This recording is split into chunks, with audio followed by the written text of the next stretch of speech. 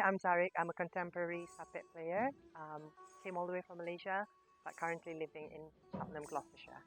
I just love Sape because the sound is very soothing and healing.